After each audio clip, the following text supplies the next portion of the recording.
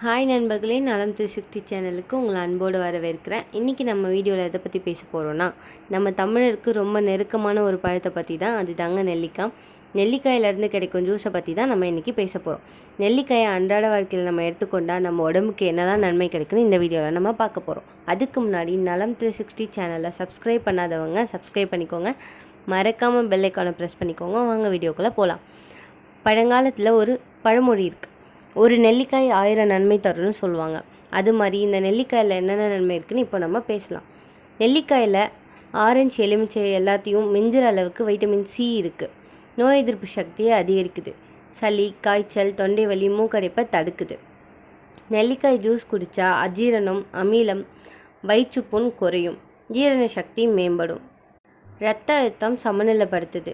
இரத்தத்தில் உள்ள நச்சு பொருட்களை வெளியேற்றுது. முடி கொட்டுதல் குறையும்.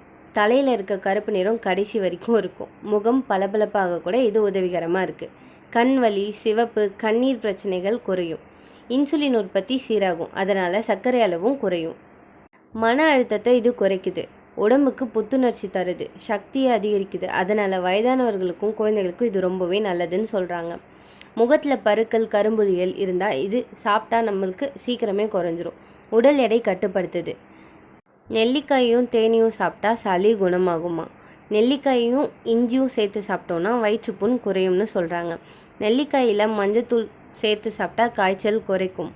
நெல்லிக்காயோட வெந்நீர் சேர்த்து காலையில் குடித்தா நாள் முழுக்க எரிசக்தி அதிகமாகும்னு சொல்கிறாங்க. அது மட்டும் இல்லாமல் நம்மளோட சமையலில் நெல்லிக்காயை ஜூஸாகவும், ரசம், சட்னி, ஊறுகாய்னு பல வித்தியாசமான முறையில் பயன்படுத்திகிட்ருக்கோம்.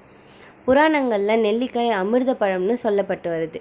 பண்டைய சித்தர்கள் எல்லாரும் நெல்லிக்காயை தினமும் சாப்பிட்றத பழக்கமாக வச்சுட்டு இருந்திருக்காங்க. நெல்லிக்காய் போல் புளிப்பு இருந்தாலும் நன்மை நிறைய இருக்குதுன்னு சொல்லுவாங்க. அப்புறம் என்ன நண்பர்களே, நெல்லிக்காய் ஜூஸை எத்தனை நன்மைகள் இருக்குது பார்த்தீங்களா? இப்போது நம்மளாலேயே வீட்டில் தயாரித்து குடிக்க முடியும். விலையும் குறைவு, நன்மையும் அதிகம். அதனால் தினமும் ஒரு கண்ணாடி நெல்லிக்காய் ஜூஸ் குடித்தா உடம்பும் சுறுசுறுப்பாகவும் மனமும் சந்தோஷமாகவும் இருக்கும். நீங்களும் இதை உங்கள் வாழ்க்கையில் பழக்கமாக்கிக்கோங்க. அடுத்த வீடியோவில் பார்க்கலாம். இந்த வீடியோ உங்களுக்கு பிடிச்சிருந்துச்சின்னா லைக் பண்ணுங்கள், ஷேர் பண்ணுங்கள். மறக்காமல் நம்ம பேஜை சப்ஸ்கிரைப் பண்ணுங்கள். பாய்.